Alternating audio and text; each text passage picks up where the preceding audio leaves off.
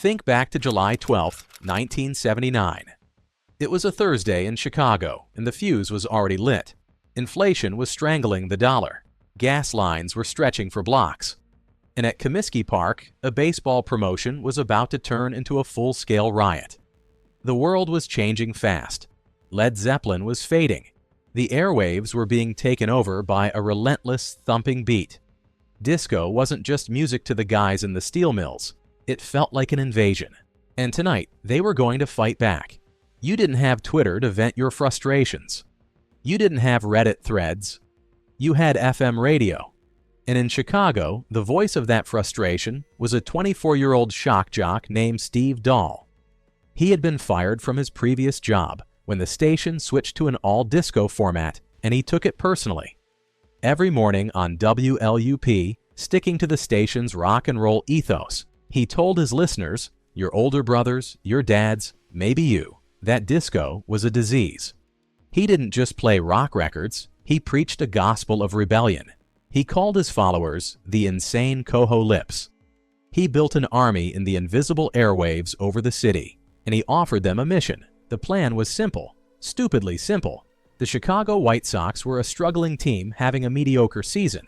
They needed bodies in the seats. So Mike Veeck, the son of the legendary owner Bill Veeck, teamed up with Dahl. The deal? Come to the doubleheader against the Detroit Tigers. Bring a disco record you hate. Pay 98 cents for a ticket. And in between the two games, Steve Dahl would blow those records up in center field. They expected maybe 5,000 extra people, just a few thousand rock fans to boost the attendance on a humid Thursday night. Everyone involved, the radio station, the stadium security, the Chicago Police Department, thought it would be a goofy, harmless stunt. A little fireworks show for the kids. But they underestimated the anger, and they severely underestimated the mobilization of Chicago's rock and roll youth. This wasn't just about music taste. You have to understand the context of Chicago in 1979. It was a city divided. On one side, you had the glitz of the disco scene, Studio 54 in New York, the velvet ropes, the high fashion, the exclusivity. It represented money, status, and a kind of plastic perfection. On the other side, you had the south side of Chicago. This was blue-collar ground zero. These were people who worked with their hands, who drove American muscle cars that were rusting out, who drank old-style beer and wore denim jackets because they lasted longer. To them, disco wasn't just a sound. It was an insult. It was rich people music. It was fake. And destroying it felt like taking a stand for something real. As the sun began to set over the south side, it became clear that this wasn't going to be a normal baseball game. The traffic on the Dan Ryan Expressway wasn't just heavy, it was paralyzed. The off-ramps were gridlocked 7 miles back. People weren't parking in the designated lots. They were abandoning cars on front lawns, on median strips, and in the middle of side streets. They were walking miles to get to the stadium, carrying crates of vinyl like ammunition. You could feel the vibration before you even saw the stadium. It wasn't the polite buzz of baseball fans. It was a roar, a deep guttural sound that vibrated through the concrete of 35th Street. The stadium capacity was about 44,000, but by the bottom of the first inning, there were nearly 50,000 people crammed inside. Every seat was full. The aisles were full. People were sitting on the concrete steps.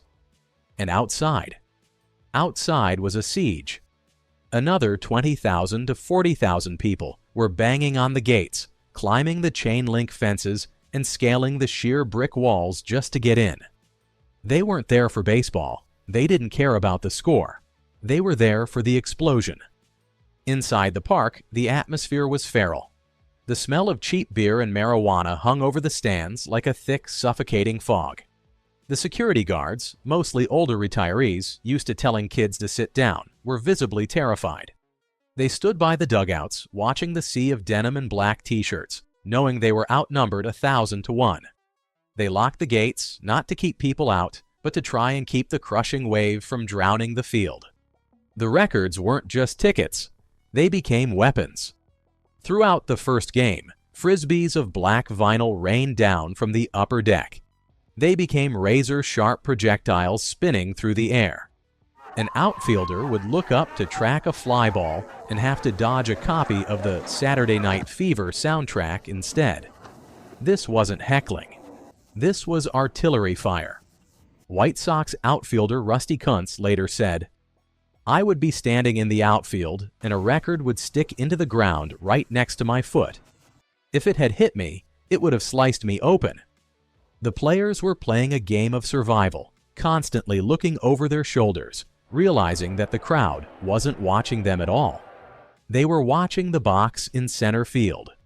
The chant started in the bleachers, low at first, then rolling across the diamond like thunder. "Disco sucks! Disco sucks!" It was deafening. It rattled the windows of the broadcast booth where Harry Carey was trying to call the game. It wasn't a cheer, it was a war cry. It was the sound of 50,000 people agreeing on one enemy. The White Sox lost the first game to the Tigers, 4-1, but nobody noticed.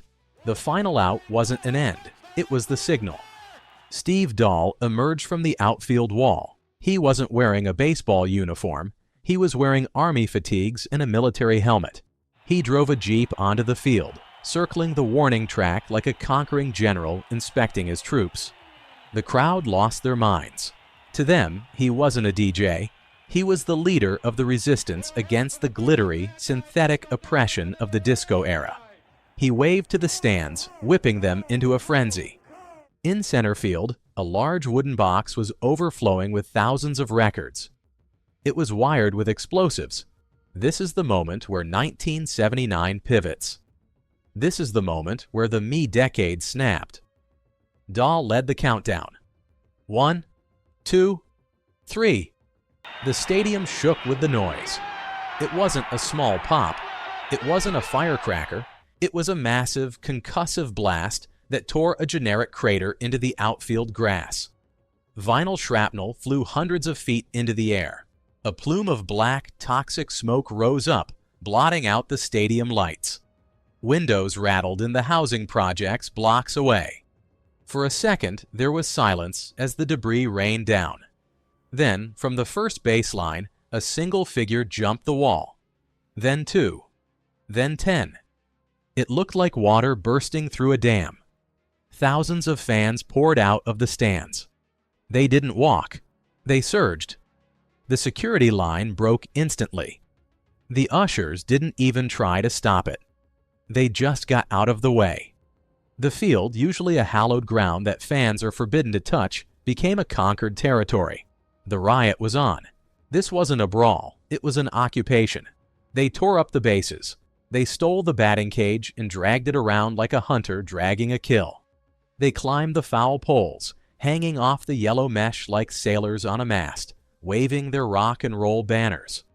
They climbed onto the dugout roofs, stomping and screaming. In the center of the outfield, where the explosion had happened, a bonfire started. People were throwing their own records, their hats, their signs into the flames. They were dancing around the fire in a scene that looked less like a Major League Baseball game and more like Lord of the Flies. Down in the dugouts, the scene was pure panic. The players had locked themselves in the locker rooms. They barricaded the doors with equipment tables and heavy trunks, listening to the roar above them, wondering if the mob was coming for them next. The Tigers manager, Sparky Anderson, famously told his team to grab bats, just in case they had to fight their way out. The White Sox players were calling their families from the clubhouse phones, telling them they were trapped. Pitcher Ken Kravec said later, "We didn't know if they were coming for us. We just knew there were too many of them." But the mob wasn't violent toward people. They were drunk on freedom. It was a release. For one night, the rules of society: don't walk on the grass, sit in your seat, listen to the music the radio tells you to, do what you're told, were suspended. It was a release of all the frustration of the late 70s: gas lines, hostages in Iran, unemployment, inflation.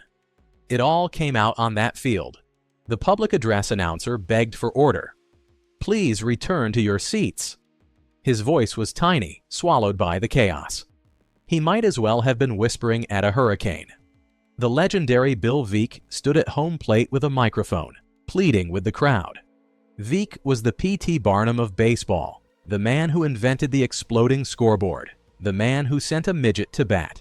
He loved stunts, he loved crowds, but looking out at the anarchy he had unleashed, he looked old and defeated. He tried to use his showman's charm to put the genie back in the bottle. But the genie was already wearing a Led Zeppelin shirt and burning second base. The scoreboard flashed, "Please return to seats" in giant letters. The crowd ignored it. They were sliding into home plate. They were tearing up patches of sod to take home as souvenirs.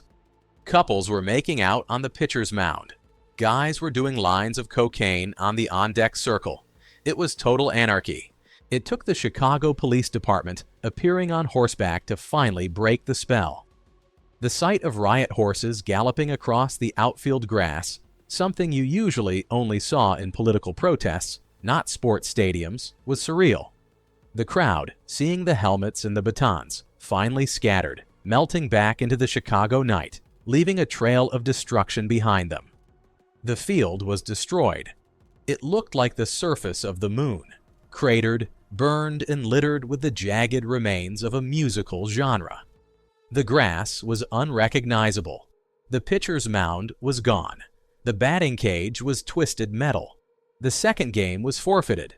It was the night baseball lost to rock and roll. It remains one of the only times in MLB history a team had to forfeit because their own fans destroyed the field. The media the next day called it a riot. They called it shameful. They called it the night Chicago died. But for the 50,000 people who were there, and the millions who claimed they were, it was something else. It was the last gasp of the chaotic, unregulated 1970s before the buttoned-up, corporate 1980s took over. It was the high water mark of rock culture fighting for its territory. Think about what that night meant. It wasn't just about music. It was about a generation of kids who felt left behind by the economy, ignored by the culture, and squeezed by inflation, finally finding a place to scream. They didn't scream at a politician. They didn't scream at a boss. They screamed at a pile of plastic records in center field. For one humid night in Chicago, the inmates ran the asylum. And if you close your eyes, you can still smell the burning vinyl. You can hear the crack of the bat being drowned out by the roar of the rebellion. We never saw anything like it again. Baseball stadiums became family-friendly theme parks. Security became tight. The world became safer, quieter, and more controlled. The raw, dangerous energy of the 70s was paved over with regulations and luxury boxes. Bill Veeck sold the team shortly after. Steve Dahl became a radio legend. And disco? Disco actually did die, fading from the charts almost immediately after that night. But for those few hours in 1979, on the south side of Chicago, we saw what happens when the music stops and the fire starts. We survived the death of disco, but we also lost a little bit of our wildness in the smoke. And that, my friends, is a night you never forget.